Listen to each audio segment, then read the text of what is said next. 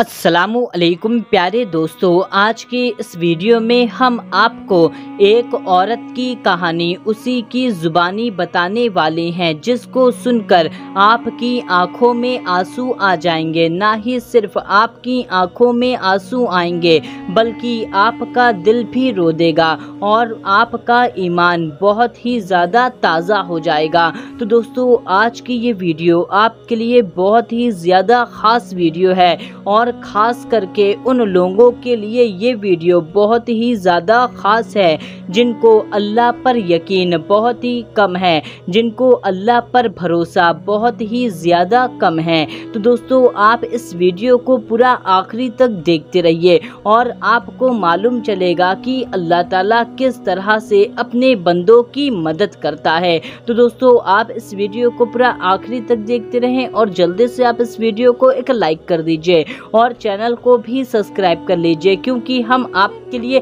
बहुत ही प्यारी प्यारी वीडियो लाते रहते हैं। प्यारे दोस्तों, एक औरत कहती है, मेरा शौहर किसी वजह से एक लंबे समय के लिए गायब हो गया और उस वक्त मैं एक कम उम्र बच्चे की माँ थी और मेरा ज़ईफ़ बाप भी मेरे साथ रहता था।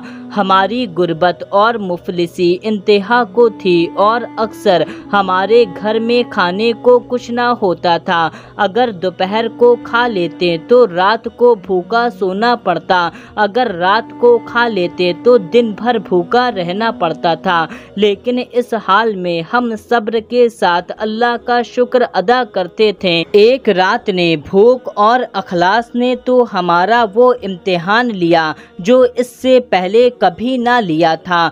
मेरी बेटी को उसी रात शदीद बुखार चढ़ गया। बच्ची की इस हालत को देखकर मैं अपने और अपने वालिद की भूख भूल गई। ऐसी बेकशी और लाचारी तो कभी नहीं देखी थी। जब ये बेकरारी हद से बढ़ गई तो मुझे अल्लाह का ये कौल याद आ गया कि भला कौन बेकरार की इल्तिजा कबूल करता है जब वो उससे दुआ करता है, और कौन उसकी तकलीफ़ को दूर करता है। जी हाँ, हर किस्म की तकलीफ़, चाहे वो भूख की हो या बीमारी की हो या गुर्बत की हो या इखलास की हो या गुनाहों की हो, उस पाक जात के सिवा जो इन सब तकलीफ़ों को दूर कर सकता है। ये सब सोचकर मैं उठी और वुज़ू किया और वापस आकर बच्ची के सर पर पानी से भीगी कपड़े की एक पट्टी रखी और अल्लाह ताला के सामने नमाज की अदायगी के लिए खड़ी हो गई। एक लंबी नमाज पढ़ने के बाद हाथ उठाकर बच्ची के लिए दुआ की। दुआ मांगने के बाद बच्ची के माथे से वो पट्टी हटाकर फिर से पानी से भिगाकर रख दी और एक बार फिर से नमाज के लिए खड़ी हो गई। नमाज के बाद एक बार फिर बारगाहे इलाही में दुआ के लिए हाथ उठा दिए। दुआ मांगने के बाद फिर से पानी की पट्टी बदल दी और फिर से नमाज के लिए खड़ी हो गई। और ये अमल मैंने कई बार किया। जब मैं ये सब कुछ बार बार दोहरा रही थी तो किसी ने दरवाज़ा खटखटाया। इस हैरत के साथ कि भला इस रात को कौन हो सकता है। मेरे वालिद ने पूछा कौन, तो जवाब आया मैं डॉक्टर हूँ। ये सुनकर मैं और मेरे वालिद हैरत के साथ एक दूसरे को देख रहे थे कि इनको किसने बुलाया है। हमारे पास तो खाने को पैसे नहीं हैं, डॉक्टर को क्या देंगे।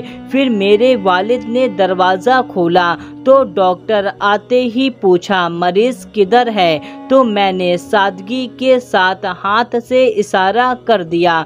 डॉक्टर ने बच्ची को चेक किया और कागज में दवाई लिखकर मेरे हाथ में दे दिया और बोला लाइए मेरी फीस, मैं चलता हूँ। तो मैंने आहिस्ता से जवाब दिया डॉक्टर साहब, मेरे पास फीस देने के लिए पैसे नहीं हैं, बल्कि हमारे पास तो कुछ भी नहीं है।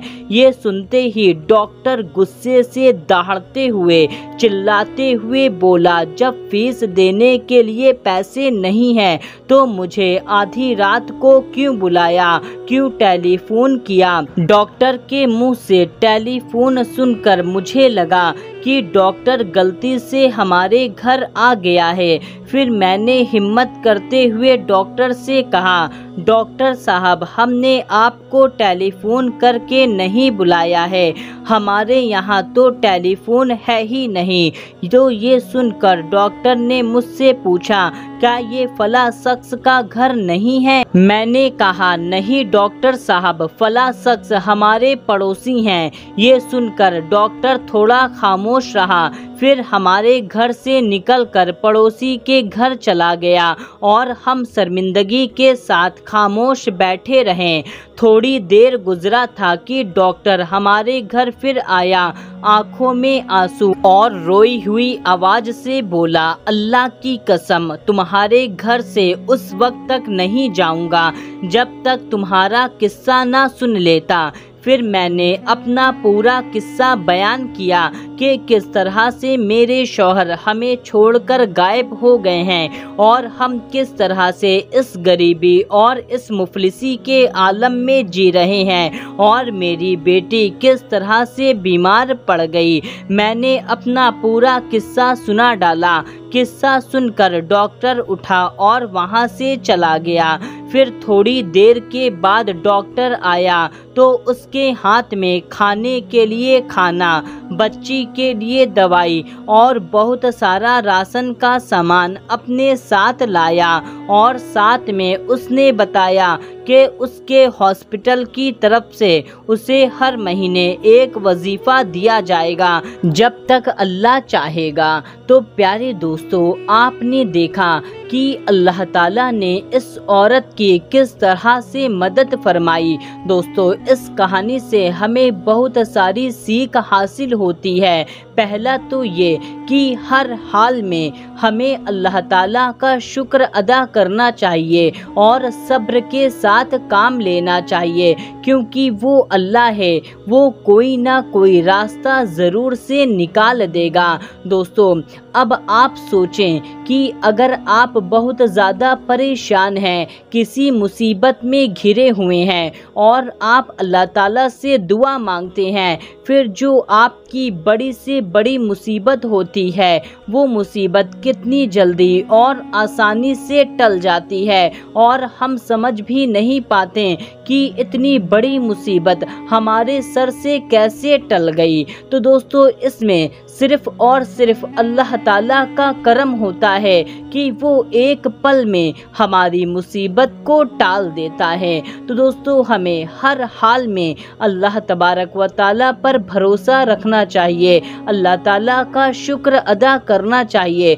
आप पर कितनी भी बड़ी से बड़ी मुसीबत आ जाए, आप फौरन मुसल्ला बिछाएं और नमाज अदा करें और अल्लाह ताला से पूरे भरोसे के साथ दुआ मांगे। इससे इंशाअल्लाह ताला आपकी जो भी मुसीबत और परेशानी होगी वो मुसीबत बहुत जल्द आपकी ख़त्म हो जाएगी और आपको पता भी नहीं चलेगा कि इतनी बड़ी मुसीबत आपके सर से किस तरह से टल गई।